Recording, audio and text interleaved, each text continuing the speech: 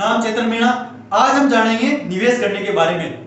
देखो, हम जिंदगी भर पैसे तो कमा लेते हैं, लेकिन जब बात आती है निवेश की तो हमारे सामने वही पुरानी घिसे पीटे चीजें आती है। जैसे हम ज्यादातर LIC करवाते हैं और इंश्योरेंस, FD, ये पुराने घिसे पीटे तरीकों से हम निवेश करते हैं। लेकिन आज दुनिया में जितने भी अमीर सुपर रिच आदमी हैं, कहीं ना कहीं उनकी निवेश करने की वजह से ही आज वो इतने अमीर है। बाकी आज हम देखते हैं शेयर मार्केट के बारे में। तो शेयर मार्केट में रिस्क बहुत ज्यादा है, लेकिन कहा जाता है कि निवेश की दुनिया में जितना बड़ा रिस्क उतना ही बड़ा रिवॉर्ड। तो यहाँ पर रिस्क ज्यादा है, लेकिन यहाँ पर रिवॉर्ड भी उतना ही बड़ा है। तो अगर हम इसे प्लानिंग के साथ, धैर्य के साथ और एक समय के साथ, इसको लॉन्ग टर्म अप्रोच के साथ अगर शेयर मार्केट में भी हम निवेश करते हैं तो यहाँ से भी हमें अच्छा खासा प्रॉफिट मिल सकता है। बात करें तो सबसे पहले हमें खुद का एनालिसिस करना पड़ेगा कि हम किस कैटेगरी में आते हैं। देखो, अगर हमें शॉर्ट टर्म निवेश की बात करें, जैसे हमें शॉर्ट गोल में हमारा मकान है, कार है, तो उसके लिए हमें शॉर्ट टर्म निवेश करना चाहिए।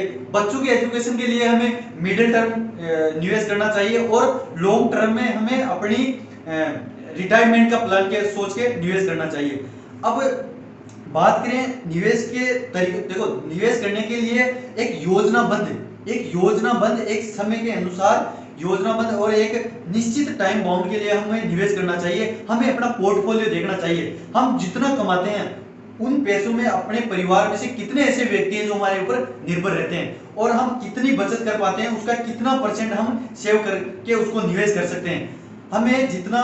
हमें उम्र के अकॉर्डिंग निवेश करना चाहिए। जैसे हमारी एज 25 से 40 साल के बीच है तो हमें 65% अपने कुल बचत का पैसा इन्वेस्ट करना चाहिए। अगर हमारी उम्र 40 से 60 के बीच है तो हमें अपनी बचत का 25% पैसा निवेश करना चाहिए। अगर आपकी उम्र 40 से ऊपर है तो निवेश के जैसे और तरीके हैं जहां पर रिस्क बहुत कम है और रिटर्न भी अच्छा खासा मिल जाता है। यानी कि जैसे आप म्यूचुअल फंड देख लो, सरकारी bond, real estate, gold, insurance और सरकारी डिबेंचर, और जैसे आप FD करा सकते हैं, LIC, पोस्ट ऑफिस।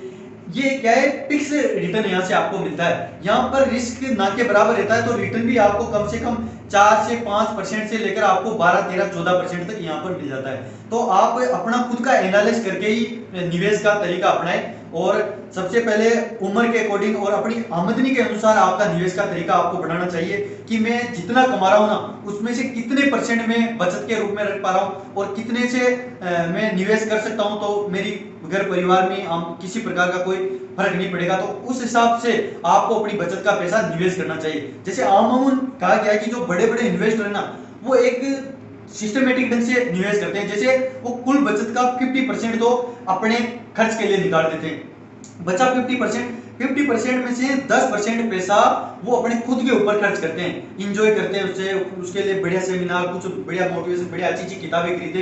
यानी कि अपनी कुल बचत का जो 50% पैसा उनके पास बचता है उसका 10% वो खुद के ऊपर निवेश करते हैं।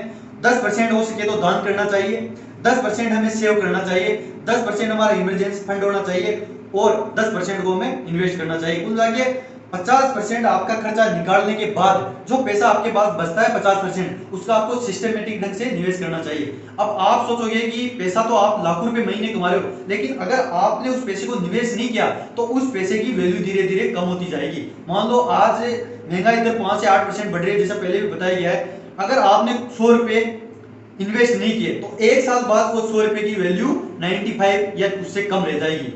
तो कहने का मतलब है, महंगाई दर को अगर हमें पीछे छोड़ना है तो कोशिश करना है कि हमें निवेश का तरीका ऐसा अपनाना चाहिए जिससे कम से कम हमें 8% से अबोव यहाँ से रिटर्न मिलना चाहिए। तो ये चीजें हम सारी इनके एक एक बारे में और भी एनालिसिस एक पर्सनल अलग से वीडियो बना के आप सभी के साथ शेयर करेंगे। और आज का वीडियो आपको कैसा लगा है कमेंट करके आप बता सकते हैं। बाकी आप किस टॉपिक में, शेयर मार्केट से संबंधित या निवेश से संबंधित या फाइनेंशियल नॉलेज से संबंधित कोई भी वीडियो आप किस टॉपिक में चाहते हो आप कमेंट कर सकते हैं। Wish you all the best and go investor.